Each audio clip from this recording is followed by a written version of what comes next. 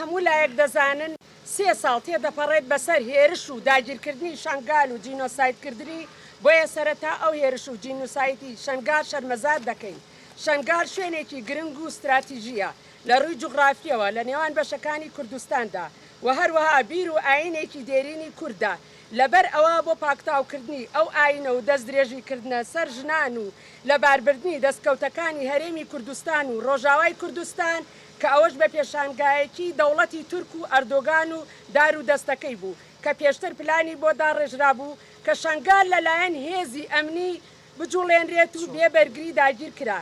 دەتوانین بڵێن لە ماوەی 23 ساڵدا ئەمە سێمین جارە کورد لە عێراقدا جینۆساید دەکرێت.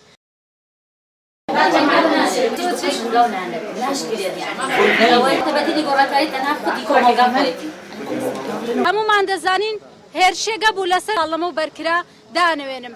بێگومان ئەوەی کە بۆ هەموو لایەک گرنگە لەم دۆخەیە قسەی لەسەرکەین ئەو هۆکارانش سەری ڕێز و نەوازش بۆ